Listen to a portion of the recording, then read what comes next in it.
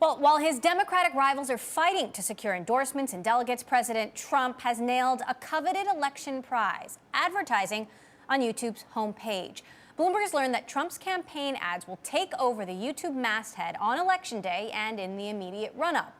Think of it as the digital equivalent of a Super Bowl TV ad that'll hit a wide swath of people at exactly the right time. Joining us from Washington to discuss, Michael Beckel, research director of One Issue One, a nonpartisan group advocating for more transparency in campaign spending. And with me here in the studio, Krishna Subramanian, co-founder of Captivate, a firm that connects social media influencers to corporations. So, Michael, I want to start with you. How big a deal is getting the YouTube masthead on Election Day, given that there are other opportunities, other ad outlets out there, but this is a big one? This is absolutely a significant development.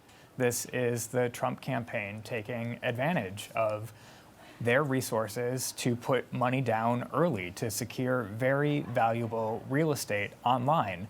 And it also demonstrates a way that campaigns are trying more and more to reach people online. Broadcast TV and radio aren't reaching as many people as in elections past, so they are turning over every rock on the internet to be able to go to where the people are. And a lot of people are going to be on YouTube in the days up to Election Day. Now, to give you an idea just how competitive this is, President Obama actually bought the YouTube masthead back in 2012 before Mitt Romney even became the Republican nominee. Krish, you know, the Democrats are still battling out just for the nomination. Apparently nobody is thinking that far ahead, even though they've been somewhat innovative themselves. You know, what does this mean? I think you characterized it as the Super Bowl for digital advertising is the perfect way to think about it. Because getting 60 million people or so on YouTube all at once, tuning in at once, is that opportunity. It's so much harder to do that across Facebook and Twitter and all these other social channels all at once. So, Michael, let's talk about the other avenues here. Obviously, we've seen the rise of SponCon, or sponsored content, where you have presidential candidates actually paying influencers to post about them. Michael Bloomberg, the founder of this company, the parent company of Bloomberg News, being one of them. You know, there are other ways to reach people, and candidates seem to be learning and trying new things every day. How does YouTube stand out against all of these other opportunities? Well, that's absolutely right. Candidates are trying to innovate online because that's where so many people are spending so many hours of their day.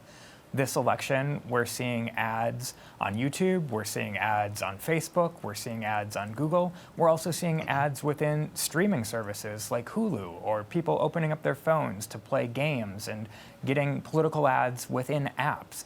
Candidates are leaving no stone unturned, and really it comes down to how much money candidates have to be able to experiment and try to do something. This YouTube masthead ad could have been purchased by any candidate or any political group, but here President Trump is making a power play, reserving it early, while the Democrats are still fighting about who the nominee on their side of the aisle will be. No other political group came in this early to try to swoop that ad space up, so his campaign has. And to that point, I actually sat down with Brad Parscale, Trump's campaign manager, back in 2018, and he was talking even back then about the power of YouTube, which was sort of ironic given that there was this controversy around Facebook potentially helping Donald Trump win the election. Take a listen to what Parscale told me in 2018. If you're watching Facebook for 4 hours this year, but next year you're watching 3 hours of Facebook, but 1 hour of YouTube, you know, that changes. So we're going to monitor where eyes are going. I think YouTube continues and Google continues to work on that platform and make improvements.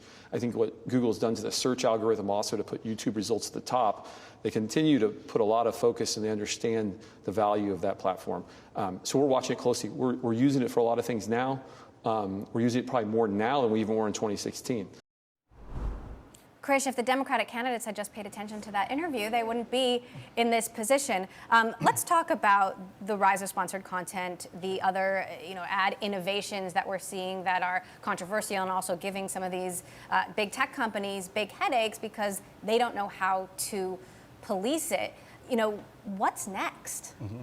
I think what you saw with the recent Instagram sponsored content that was coming out is very interesting, because you're getting in-feed memes and messages by sponsored memes. And that's the first time this has ever happened. This is the first time a presidential candidate has actually gone to influencers to really leverage their audiences to target that younger demographic. You wonder why it's the first time. It seems almost obvious. Why didn't anyone else think of this? Yeah, I think, let's say 4 years ago or so, I feel like the candidates were experimenting around with it. But today, you're looking at people spending $1 million a day on Facebook in advertising. And that's like what some of the top advertisers are doing on their own. So they're seeing true value.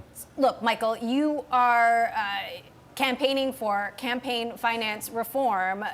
How do you think this kind of advertising, if you will, should be policed? Well, at the end of the day, we want to make sure there's transparency when it comes to who's sponsoring ads on the internet. Right now, if you run an ad on television or radio, there's a certain amount of information that you as a viewer can see about who sponsored that group. And those context clues are important to help people assess the messenger as well as the message that they're seeing in ads. Right now, the internet is the Wild West, and the rules for political ads online are vastly different than the rules for broadcast television, for radio.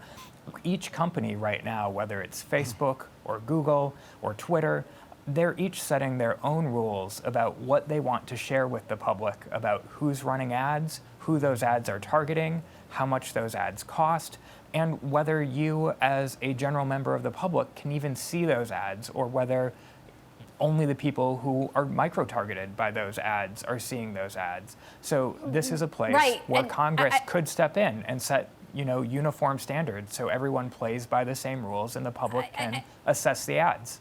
I just want to jump in there quickly because YouTube actually, according to our reporting, considered not having any advertising on the masthead on Election Day and actually instead putting up a banner encouraging people to go out and vote. Should they have done that instead?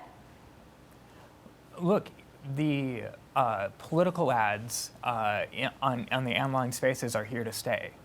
We're very much in favor of making sure that people are getting informed about voting, making sure candidates are going out and sharing information in a way that there is transparency and accountability. Right now, there is no uniform standards for each of these platforms when it comes to disclosing who's sponsoring the ads, and that is where we see the most room for Congress or the Federal Election Commission here in Washington, D.C.